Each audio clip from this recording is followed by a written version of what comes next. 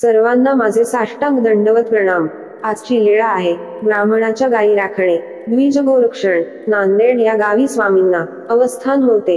एक दिवस स्वामी भिक्षा मागण्यासाठी एका ब्राह्मणाच्या घरी गेले। ब्राह्मणाने स्वामींकडे पाहिले आणि तो म्हणतो की तुम्ही तर चांगले जाडजूड धडधाकट दणकट शरीराने उंचपुरे दिसता आणि भिक्षा का मागता? त्यापेक्षा काहीतरी काम करा किंवा कोणाच्या गायी का सांभाळत नाही? तेव्हा स्वामी म्हणतात, आम्ही गायी सांभाळायला तयार आहोत, पण आम्हाला गायी राखता येणार नाही। या अविश्वासामुळे आमच्याकडे कोणीच गाय सुद्धा सांभाळायला देत नाही। तेव्हा ब्राह्मण म्हणतो, आम्ही आमच्या गायी तुमच्याकडे सांभाळायला देतो। शिदोरीला दही भात देत जाऊ व संध्याकाळी दूध भात देत जाऊ। स्वामी म्हणतात, ठीक आहे, आम्ही तुमच्या गायी सांभाळतो, पण आमची एक अट आहे, ती म्हणजे आम्ही गायी सांभाळू पण दूध काढणार नाही व रानात जाताना गायींना सोडू पण आल्यावर बांधणार नाही। ब्राह्मण म्हणे, ठीक आहे, आम्ही सोडू व दूध काढू। असे ठरल्यानंतर ब्राह्मणाने सांगितले की आमचा गुराखी इथं नाही, त्यांच्या जागेवर तुम्ही राहा। मग त्या गुराख्याची जाळी वाहणा काठी व डोक्याला बांधण्यासाठी से पागोटे होते ते स्वामींना दिले व घराच्या पडवीला त्यांच्या दारामध्ये राहण्यास सांगितले।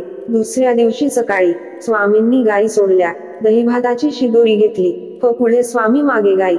अशा पद्धतीने रानात निघाले स्वामींसोबत ब्राह्मण। पण गायींना कोठे चारावे व कोठे नाही अशी माहिती देण्यासाठी 4 पावले सोबत आला व स्वामींना सांगू लागला की गायी कोणाच्या शेतात जाऊ देऊ नका, कोणाच्या शेताच्या बांधावर पण चारू नका। चांगले गवत पाहून चांगल्या शेतात नेऊन चारा वेळेवर पाणी पाजा व दुपारच्या वेळी विश्रांतीसाठी चांगल्या घनदाट सावलीत घेऊन जा। असे सांगून ब्राह्मण घरी गेला। स्वामी गायींना घेऊन रानात गेले। रानात पोहोचले आणि एक चांगला मोठा खड पाहून तिथे स्वामी आसनस्थ झाले। गायी सुद्धा स्वामींच्या भोवती श्रीमूर्त अवलोकन करीत आनंदाने रवंथ करीत बसल्या। रहाटेती डोळे म्हणजे डोळ्यांची पापणी न हालविता ताठपणे पाहू लागल्या व शेपूट सुद्धा ताठपणे उभे केले। अशा पद्धतीने तटस्थ होऊन एकमेकांच्या मानेवर मान ठेवून स्वामींची सुंदर श्रीमूर्त पाहू लागल्या। ठरल्याप्रमाणे संध्याकाळच्या वेळी स्वामी पुढे व गायी मागे अशा पद्धतीने ब्राह्मणाच्या वाड्यात आले। स्वामी ओट्यावर आसनस्थ झाले व ते ब्राह्मण पती पत्नी गायींची धार काढू लागले। रोजपेक्षा जास्त दुप्पट दूध निघाले। दही लोणी तूप असे त्यांना खूप झाले, कारण पूर्वीपेक्षा जास्त दूध आता गायी देत होत्या। उलट दोन्ही हाताला कांडार येते म्हणजे हाताला कळा लागू लागल्या, म्हणजे गायी पिळून हात दुखू लागले। मग स्वामींना ठरल्याप्रमाणे दूधभाताची आरोगणा दिली व ते आपली आवरासावर करून झोपण्यासाठी गेले असता एकमेकांमध्ये चर्चा करू लागले की आपल्याला चांगला गुराखी मिळाला, आपल्याला दुप्पट दूध मिळाले, असे आश्चर्य वाटू लागले।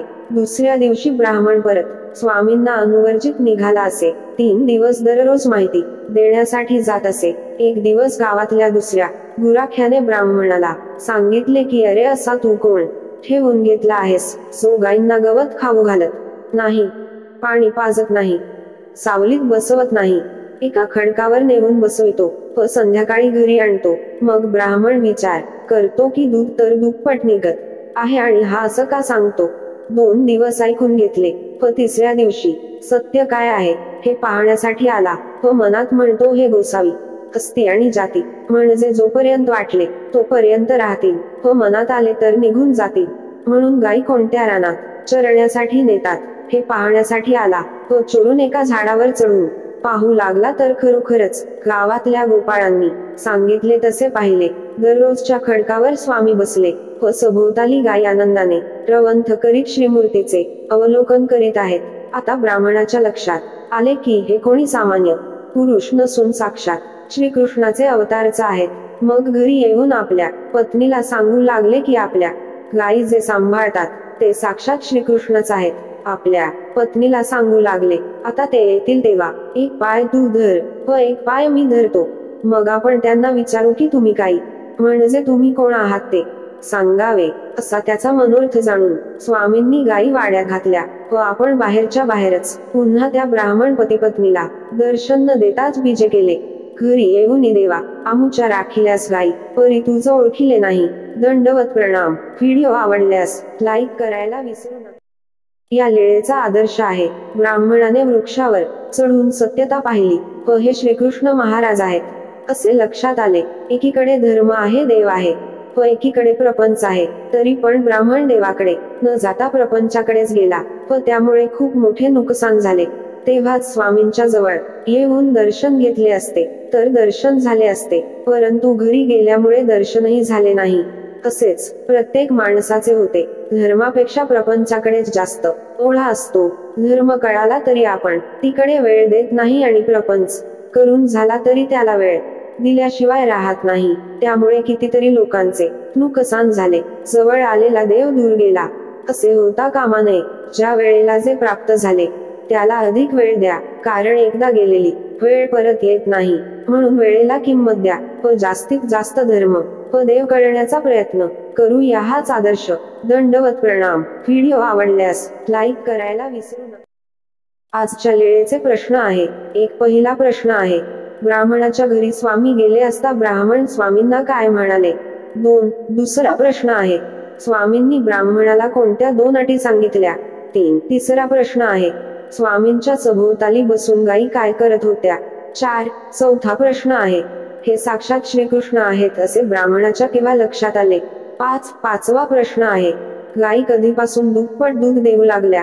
सहावा प्रश्न आहे, या लीळेपासून आपण कोणता आदर्श घ्याल? सर्वांना दंडवत प्रणाम. आजची ही लीळा कशी वाटली नक्की कमेंट मध्ये सांगा आणि व्हिडिओ आवडल्यास लाईक करा, चॅनलला सबस्क्राईब करा. असेच नवनवीन व्हिडिओ पाहण्यासाठी आजच आपल्या हक्काचं हे आपलं जय श्री सर्वज्ञ YouTube चॅनलला सबस्क्राईब करून बेल आयकॉन बटन दाबा. दंडवत प्रणाम.